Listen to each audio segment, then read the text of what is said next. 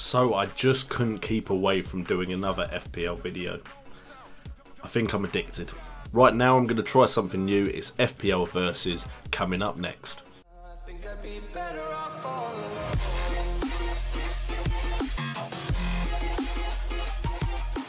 What's up guys, and welcome to JNO United, bringing the best in football news, entertainment and games. And today we're trying out a new series, FPL versus. But before we get into it, make sure to subscribe if you're new around here. We're almost reaching 2,000 subscribers, massive growth on the channel recently, still getting crazy support. But more importantly, in the comments down below, tell me if you like this video, if it's something you'd like to see on the channel a bit more, and if you do want to see it more, give me players to pit against each other so I can try and decide who you should put in your FPL side. Today we're going to look at two pairs of players, and the first pair is Nathan Redmond versus Dusan Tadic. Now what I've tried to do today is take players that had a really good score in game week 1 and put them against players that didn't, but try and show you that it isn't the be all and end all, because one player had a good game week 1 and one didn't. Nathan Redmond and Dusan Tadic are perfect examples of this. Nathan Redmond got a great score of 10 points in game week 1,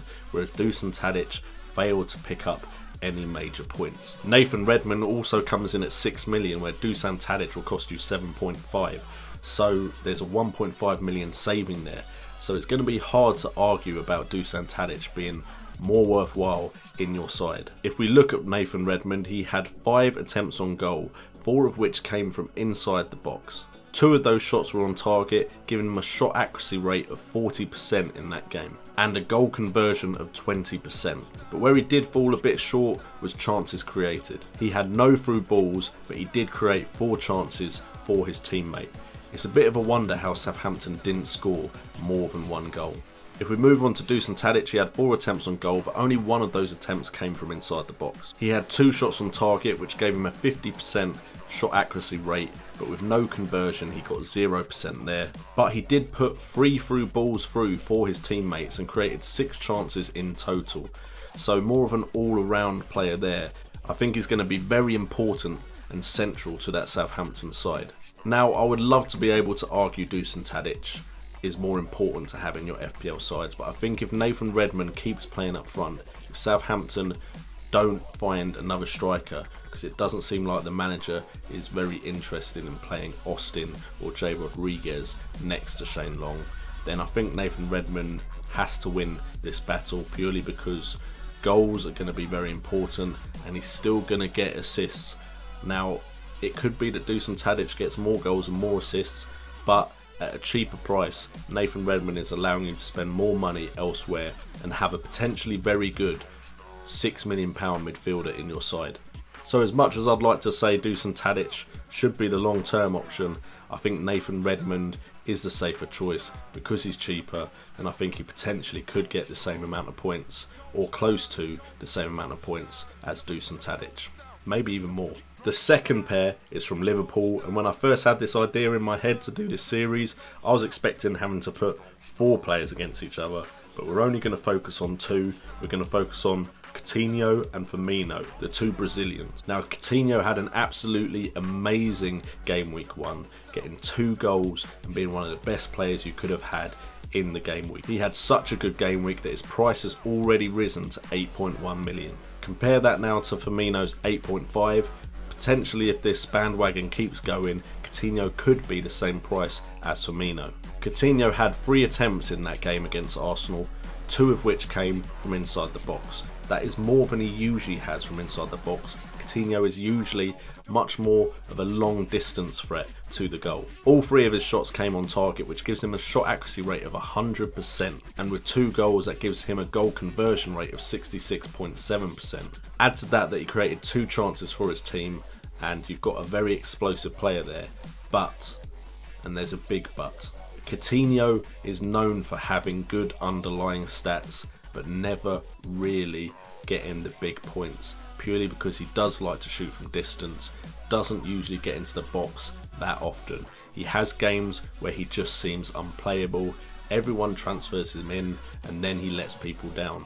I have had a ridiculously bad track record with Coutinho, which is why I personally will not be putting him in my side. even if it continues, I just feel like as soon as I put him in, he's going to stop scoring. Firmino on the other hand, yes, he is more expensive, but he had more attempts on goal with 4 and got 3 of those shots from inside the box. Unfortunately, none of them were on target, which gives him a goal conversion rate and a shot accuracy rate of 0%. But I think that is more just unlucky, and that in another game, had he got more on target, he could have got on the score sheet as well. He had 1 through ball and created 1 chance for his team. So the stats in fact are very similar. A little bit more of a goal threat from inside the box, but otherwise Coutinho wins out from that game week purely because he put 2 of his chances away. I still think Firmino is going to be the better option in the long term, despite what the stats may suggest. Now Firmino is a lot better at getting in the box than Coutinho is. And in that game, I think it was just one of those games where there were going to be goals and Coutinho just happened to be the one to get the most of them. If Firmino continues to play in the false 9 role, I think he may be an essential midfielder to have. But you never know when Sturridge comes back, maybe he'll be withdrawn into one of the winger or the central midfielder position behind Sturridge, which may affect his game. But at the moment, the fact that he got 3 shots on goal from inside the box and what he did last season, I think Firmino is still the better choice despite the current point total in FPL. Anyway guys, I hope you enjoyed this quick episode that I've done today. I just felt like I needed to do another FPL video. I think I had withdrawal symptoms. Let me know what you think of the series in the comments down below. But just a warning, some weeks I won't be able to do 2 FPL episodes a week.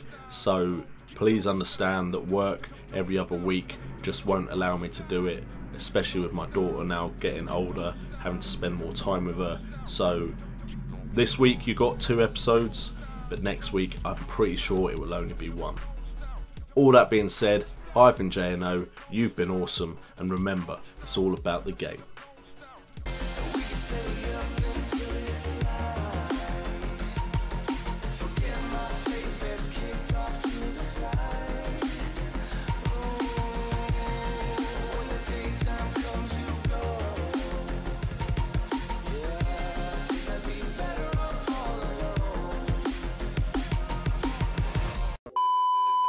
What's up guys, and welcome to JNO United, bringing you the best in football news, entertainment. Stupid camera. I think he's going to be very influential. I think he's going to be very influential. I think he's going to be very I can't say influent. Ugh. He's going to be very influential. I feel like I'm saying it wrong. Pick a different word. All that being said, you guys have been awesome. I've been JNO, got that wrong.